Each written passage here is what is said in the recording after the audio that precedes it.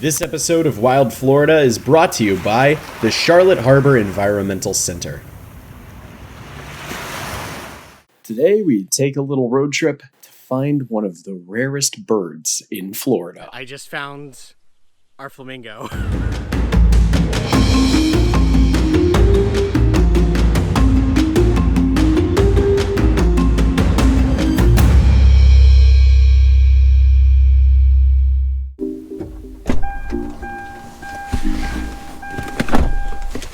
All right, so here we go. This is the plan to go and find my very first flamingo. Now that sounds pretty crazy. So this is gonna be a little bit of a vlog and a wildlife video because this is all about finding my first flamingo in Florida, finding maybe your first flamingo in Florida. So here's the plan. I'm going to be driving up to Tallahassee tonight from Central Florida, and I'm going to be spending the night near St. Mark's Wildlife Refuge, which is where this flamingo's been spotted. You can see I've already got the back of my Kia all loaded up with a bed and a cooler and a few other supplies just to last me the night. Camp there, get up at the crack of dawn in the morning, and let's go find this flamingo. It's going to be about a 4-hour drive from where I live in Central Florida all the way up to Tallahassee, and I'm sure it'll just fly by.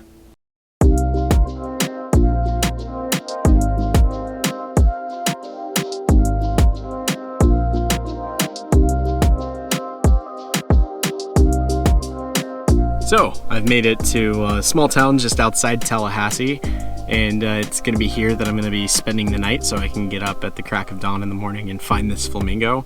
I'm just camping in my car in a Walmart parking lot. You can see I've got my little camping setup here and got all the windows and stuff blocked off in my SUV. So I can camp here and we'll get up in the morning and see if we can find this flamingo.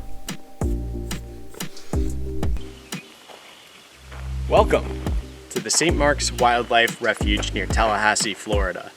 This pool is where the flamingo's been most consistently sighted over the last few weeks, and we're gonna spend the next hour here and hopefully get a chance to see it too. As you can see, it's pretty foggy out because it's still pretty early in the morning, and we're gonna hang out here for the next hour and hopefully get a chance to see our flamingo. Now the sun is finally coming out and that'll hopefully clear up this fog, but as the temperature warms up, it also brings out the mosquitoes and the no-see-ums, and I am getting absolutely swarmed right now, even if you can't see the no-see-ums on camera. So hopefully we'll get our flamingo sooner than later. There are no-see-ums just all over me right now. I don't even know if the camera picks them up, but they're landing just all over me. It's awful, and I have bug spray on too. It's not like I didn't try to protect myself against this. This is awful. They are just completely covering me. I'm breathing them in. They're biting me. Oh, it's pretty bad, and I really hope this flamingo shows up soon so I can get out of this because it is awful. Sure enough, as soon as I packed up my stuff and tried a different spot, I decided to move down a little bit. And of course, I walk 5 minutes down and I just found it. I just found our flamingo. Yes. So we did it, guys. We found the flamingo. It's right out here in the middle of the pond. It's pretty far away, and I've got the big camera recording it. And so I think the way that I'm gonna kind of set this up is that I'll be taking some pictures with the big lens here, and I'll be putting the photos up, and then I'll be talking to you on the GoPro, and you'll also be seeing the flamingo at a distance.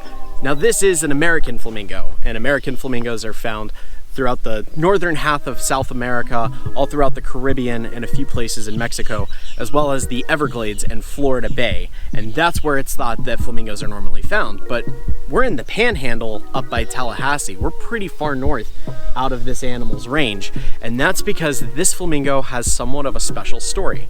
This flamingo's been named locally Pinky, and Pinky first showed up in 2018 after a really nasty hurricane that hit the Panhandle of Florida. And suddenly people were like, hey, there's a wild flamingo out in the St. Mark's Wildlife Refuge. So people started coming by the dozens to come and see this animal because it's such a not only rare bird in Florida, but especially rare for this area as well. So a lot of people were coming to check out this animal and see this bird for the first time in their lives. And that was really exciting for everyone, especially for the people that ran St. Mark's Wildlife Refuge, because this bird essentially made them an awesome tourist destination as well, which is pretty cool. Now they needed to figure out where Pinky came from, and the leading idea was maybe it's an escaped zoo animal. But they looked closer at Pinky and they realized Pinky didn't have any banding on any of its legs, so they weren't sure if it was a zoo animal. Few calls to a few zoos within a couple 100 miles of St. Mark's Wildlife Refuge, and they confirmed it. Nobody was missing any flamingos, so they're pretty sure Pinky is a wild flamingo. Now in 2019, Pinky eventually migrated away from St. Mark's Wildlife Refuge, probably rejoining its flock somewhere down near the Caribbean. But in October of 2020, Pinky showed back up at the St. Mark's Wildlife Refuge. Now right now it's January 2021, and Pinky is still here in plain sight. You just have to come find her, even if it takes walking a little bit and getting bit by a few mosquitoes. I remember being shown a tourism book about Florida in 2012, and the front cover of this tourism book said, "Florida, show your kids where flamingos come from." And I had a good laugh about that at the time because, as we thought, flamingos aren't really found in Florida. We knew that flamingos used to be found in Florida up until the late 1800s, but that's whenever plume hunting became a very popular hobby and very lucrative for those hunters. Plume hunting is where a hunter goes out and kills a specific kind of bird, so that way their feathers can be used in all sorts of luxury goods, especially hats at the time. Both flamingos and roseate spoonbills, which are the two pink birds you can find in Florida, were hunted nearly to extinction. In fact, it was thought that flamingos were pretty much completely wiped out, but occasionally people would spot flamingos in the Everglades and in Florida Bay, or sometimes around the Keys. And it was thought that those were just vagrant birds. Those were ones that had been blown off course as they were migrating through the Caribbean. Those birds don't really live in Florida.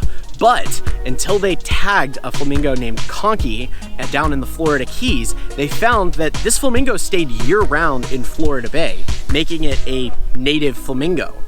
And to this day, they're still tracking that bird every now and again whenever they see him down in the Everglades. Whenever it came time to actually scientifically name the flamingos, and there's 6 different kinds of flamingos found around the world, but whenever it came time to actually give them a taxonomic name, there was one name that seemed just too appropriate for the entire genus of flamingos, and that is Phoenicopterus, after the phoenix, because of the flamingo's brilliant pink flame colors. Now, flamingos get that color from 2 different sources. They get it from the brine shrimp that they eat, and they also get it from the algae that they eat. Now, those 2 things carry a protein in them called beta-carotene, and that compound is actually what gives them their pink color. When flamingos are first born, they are gray, completely gray, and as they age, they start turning pink from the beta-carotene building up in their feathers. Now, if you've seen my episode of On the Hook with blue-footed boobies, you'd also know that blue-footed boobies and roseate spoonbills, which are another Florida bird we'll hopefully cover in a future Wild Florida episode, also get their blue and pink colors from the beta-carotenes that are in the food that they eat. Now, beta-carotene and their pink colors that it gives the flamingos provide something really important when it comes time to find a mate, and that is that it actively signals the animal's health and tells a potential partner, hey, I'm really healthy, I'm having an easy time finding all the food that I need to survive, I would be good at taking care of a chick with you. Flamingos have some really bizarre mating habits. It's thought that flamingos mate for life, and in some cases they do, but of course, not being able to track them 100% of the time, you don't know for sure. Now, they also exhibit some other interesting mating behaviors. Sometimes they can have more than one partner. There might be a group of 2 males with 1 female, or 2 females with 1 male, or sometimes there's 2 males and 2 females, and all of these birds are sharing the same nest. And they have all sorts of different behaviors depending on the situation. If you have 2 males and a female, there's a dominant male and a subordinate male. The subordinate male is the one who takes care of the chick in the nest, while the dominant male and female go out and go catch food to bring back to the nest to make sure that their chick stays fed.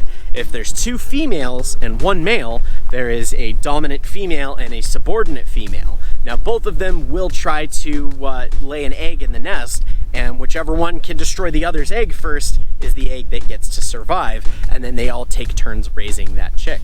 If there's a group of 2 males and 2 females, all of which share the same nest, then it could be anybody's egg, and they're not sure, but they all work together to take care of their chicks, which is a really cool way that these animals have adapted to living communally with one another.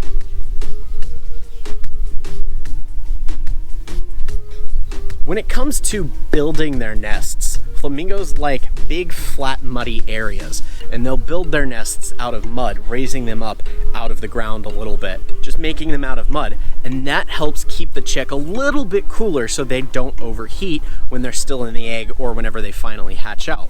When it's time to start feeding, instead of regurgitating food like what you think most birds do, instead flamingos have an organ called a crop that's down in their stomach, and it produces a sort of fluid that's called crop milk. It's not any milk you'd want to drink. It's typically made up of just algae and partially digested brine shrimp that they eat, but it is easy and simple enough for the baby flamingo, for the flamingo chick, to digest. Flamingos have a very distinct way of feeding. Their bill is actually used upside down and has little tiny filaments on it called lamellae, and they use those to either kind of skim the surface of water almost like they're a vacuum, or to stir up sediments that might have brine shrimp or algae that they eat in them off of the bottom. And you can see Pinky right now feeding exactly like that. There's another behavior that's really distinct among flamingos, and that is that they stand on one leg. And we're not entirely sure why flamingos do this. The leading theory is that it helps them stay cool, or it helps them retain heat. Now, flamingos are considered shorebirds, which means they're typically found near or in salt water, and this here is a salt marsh, so this makes sense for Pinky to be hanging out here. Their closest living relatives is a small bird called a grebe that you can find pretty much anywhere in Florida. We have a pie-billed grebe, and occasionally we get visited by migratory horned grebes as well. If you're into birding, and I would absolutely suggest if you like nature to try birding sometime, going out and looking at the diversity of birds that are around, you'll undoubtedly see a pie-billed grebe or a horned grebe wherever you go birding if you're near the water.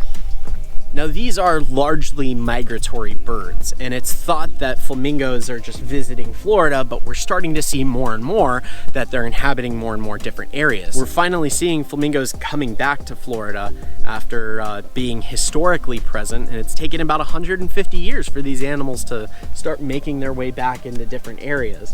Now, if you want to check out an animal like this, you can come visit St. Mark's Wildlife Refuge.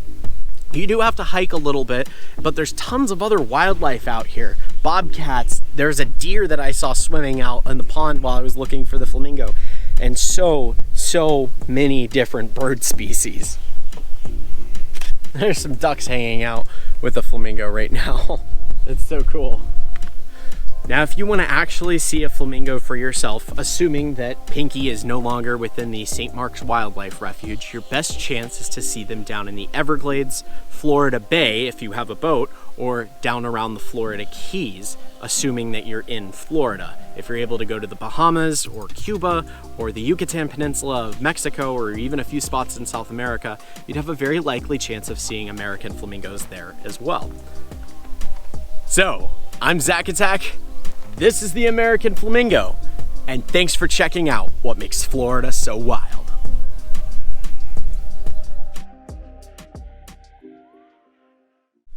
As a photographer, as a videographer, and as a general fan of wildlife, this is a really cool opportunity for me to bring a really rare and interesting animal right to you. And this video was made possible through one of our stretch goals that we had on our Kickstarter that ended in January.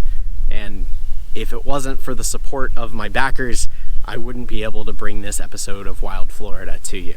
So I just wanted to say to my backers on the Kickstarter, thank you once again, and thank you for watching.